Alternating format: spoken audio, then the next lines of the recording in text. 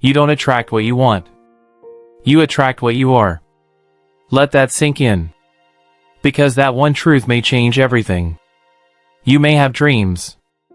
Big ones. A new life. More freedom. More love. More abundance. But no matter how hard you try, if your inner identity isn't aligned with those dreams, the results don't show up. As Dr. Joe Dispenza reminds us, you need to become the frequency of your future. And Neville Goddard, decades before him, said it clearly. Nothing changes in the world until you change the being you are assuming to be. This video isn't just another motivational talk. It's a map, a quantum one. We'll walk through 7 powerful identity shifts that can unlock the magnetic force already inside you. Backed by brain science. Grounded in the wisdom of the field. And lived by some of the most extraordinary people of our time. These aren't abstract concepts. These are patterns you can recognize, feel, and apply, starting now. You see, when you wake up each day with the same thoughts, same beliefs, same story, you fire the same neurons, feel the same emotions, and create the same future. That's not law of attraction. That's law of repetition. But if you shift your identity, even slightly, you change your signal. And when you change your signal, the field responds. Because this universe doesn't give you what you think. It mirrors who you've decided to be. You can't solve a problem with the same level of consciousness that created it. Albert Einstein. So let's shift. Let's unlock. Let's remember what it feels like to become magnetic. Because the next version of your life isn't waiting out there. It's already coded inside you, just waiting to be activated. Let's begin. What if your life isn't stuck, but your identity is? Let's begin with the first shift. From I am my circumstances to I am the creative field. Most people live like echoes, reacting to the same patterns, replaying the same pain. Dr. Joe Dispenza teaches that if you wake up thinking and feeling like yesterday, your brain just recycles the past. And if your brain does that, so does your life. Neville Goddard put it simply. The world you see is only a mirror of the self you've assumed to be. So if you've been carrying an identity of not enough, unworthy, or limited by your past, guess what the mirror will reflect? Now here's where it gets deeper. Dr. Bruce Lipton shows that over 95% of your actions come from your subconscious programs, not your conscious mind. You may say you want change, but your system keeps reliving the same survival story. And Dr. David Hawkins reminds us, you can't rise in consciousness while stuck in fear, shame, or pride. These are emotional anchors. And identity is emotional. Think of Michael Jordan. Rejected from his high school basketball team, he didn't just train harder, he rewired how he saw himself. He built the mindset of a legend long before the world agreed. Or Jim Quick, called the boy with a broken brain. His early head injury led teachers to lower expectations. But he didn't accept that role. He decided his brain wasn't broken, just different. Today, he teaches millions how to unlock theirs. Second shift, from emotional memory to future frequency.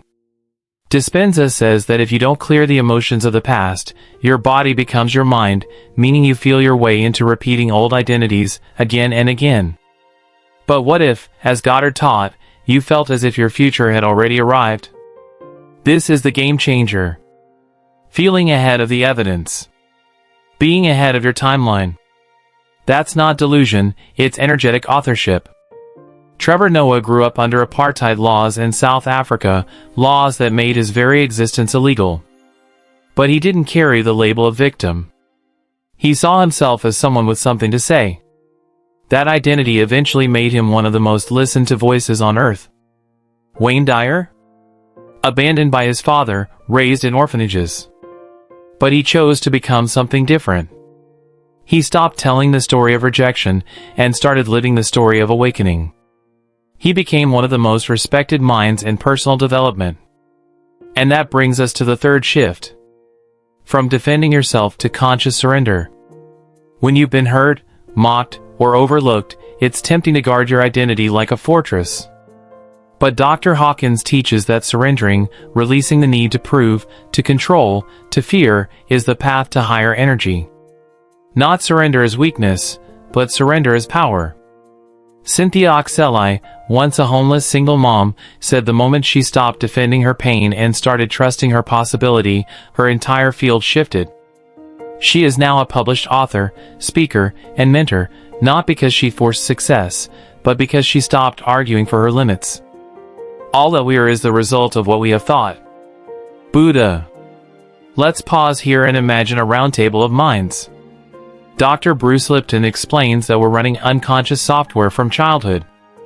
Hawkins responds, yes, but your emotional state decides whether that software uplifts or traps you. This is identity alchemy. This is where the shift begins. Not in the world, but in who you've been calling you. Most people are waiting for proof before they believe. But in the quantum world, belief is the proof. Shift 4, from wait to see to be to see. You've been told, work hard, then results will show. But Neville Goddard turns that upside down. Assume the feeling of the wish fulfilled. Why? Because the field isn't responding to your effort. It's responding to your embodied identity. Dr. Joe Dispenza explains it this way. The mind and body must live in the future now. Meaning, if you're waiting to feel worthy after you succeed, you'll never get there. You must feel the reality now, ahead of the evidence. Kobe Bryant understood this. When the pressure mounted, he didn't just train more, he became more. He stepped into a new identity, the Black Mamba, cold, focused, unshakable. That wasn't branding. That was quantum alignment. And Adele? After a painful divorce and emotional unraveling, she didn't wait to feel better to write again.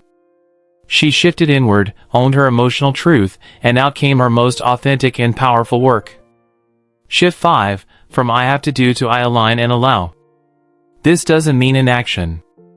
It means vibration before action. As Abraham Hicks teaches, stop forcing. Start allowing. You don't fight the current, you float with it. But only if your signal matches the direction you want to go. Wayne Dyer reinforces. You don't manifest what you want. You manifest what you believe you are. So if you're burned out trying to manifest by pushing harder, pause. Check your vibration. Are you resonating with scarcity or with certainty? Michael A. Singer offers the perfect example. After building a company and facing unexpected legal battles, he didn't resist reality. He surrendered to a deeper intelligence and emerged with more peace, clarity, and success than ever before. And Lisa Nichols, once a woman who felt invisible, began repeating a new truth to herself every day. I am seen. I am worthy. I am chosen. She didn't fake it. She trained it. She embodied it. And today, she's a world-renowned speaker and change agent. Shift 6, from I am what the world says to I am what I accept as truth. The world will give you labels. Some heavy. Some cruel. Some inherited. But Wayne Dyer teaches that repetition programs your subconscious. Meaning, if you accept the world's version of you, it becomes your truth. Eckhart Tolle reached his breaking point in the middle of the night, ready to end it all. But instead of collapsing, he had an awakening. If I cannot live with myself, then who is the I and who is the myself? In that moment, he stepped out of ego identity and into present awareness. That one shift led him to write The Power of Now, a book that changed millions of lives. Until you make the unconscious conscious, it will direct your life, and you will call it fate. Carl Jung. Let's tune into this insight deeper. Wayne Dyer shares that your mind becomes what you repeat. Abraham Hicks adds, but when you let go of resistance, the alignment happens automatically. Identity isn't what the world names you. It's the signal you've trained yourself to broadcast. And that signal is shaping your life, right now. Some wait for life to happen. But the magnetic ones, they generate it. Shift 7, from reacting to generating reality. Dr. Joe Dispenza puts it powerfully. You are the cause, not the effect. Every time you blame your mood on the weather, your income on the economy, your self-worth on other people, you hand over your creative power. Neville Goddard reminds us, the outer world confirms the identity you hold. In other words, you're not reacting to life, you're broadcasting it. Your beliefs aren't just private thoughts, they're public architects.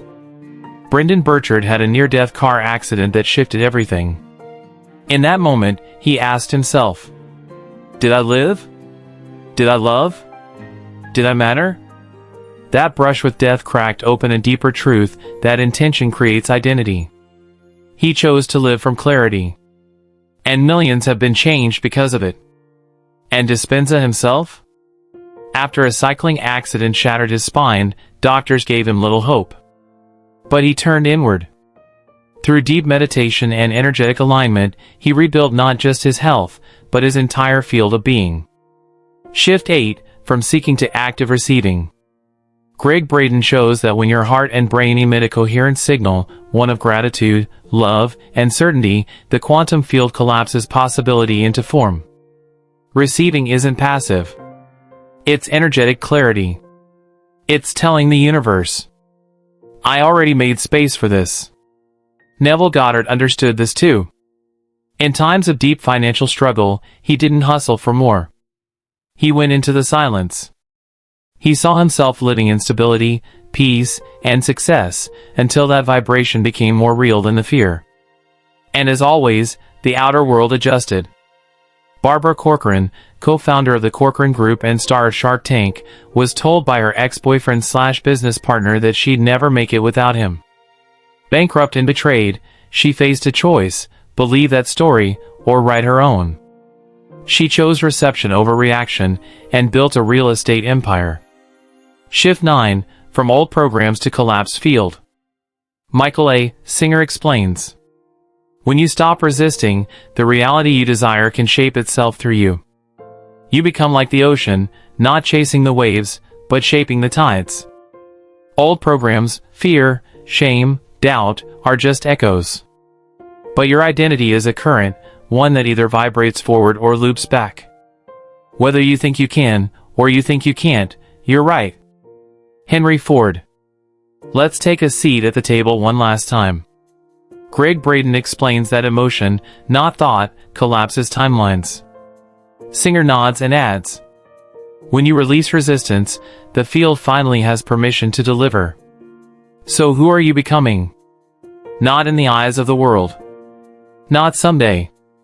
But right now, with every breath, belief, and broadcast. You are no longer becoming the future version of you. You are being them. Right here. Right now. You've traveled deep into the layers of identity. Not the one shaped by your past. Not the one handed to you by circumstance. But the one waiting, in the frequency of your future. Let this truth settle in your heart. You are not separate from the field. You are the field, shaping itself. You are not the broken version trying to become whole. You are the whole version remembering your power. Neville Goddard reminds us, nothing changes in the world unless you first change the being you are embodying. And Dr. Joe Dispenza adds, when you become the frequency of your future, the field has no choice but to reflect it back. So if you're wondering when the change will happen, when the abundance will appear, when the love will find you, when peace will finally stay, you don't need to wait anymore. You are it, now. Take a breath. Feel your body. Feel your energy. And ask, who am I becoming today, not by force, but by frequency? Whatever the mind can conceive and believe, it can achieve. Napoleon Hill. To which Goddard and Dispenza respond together. As long as you become it first. This is your invitation. Not to strive, but to align. Not to perform, but to remember. And as you walk into your next moment, do so as the new archetype of your future, magnetic, intentional, expansive. We want to thank you, truly, for being here. For giving yourself these minutes of remembrance. And we honor the brilliance of the minds and hearts who made this message possible, the scientists, mystics, mentors, and messengers. And the real stories of people who became living proof. If this message touched something in you, let it ripple. Give it breath. Let it move others too. Like, share, and subscribe to stay in this frequency. Because the field responds when we respond together. Now, take one more breath. And walk as the one who already remembers.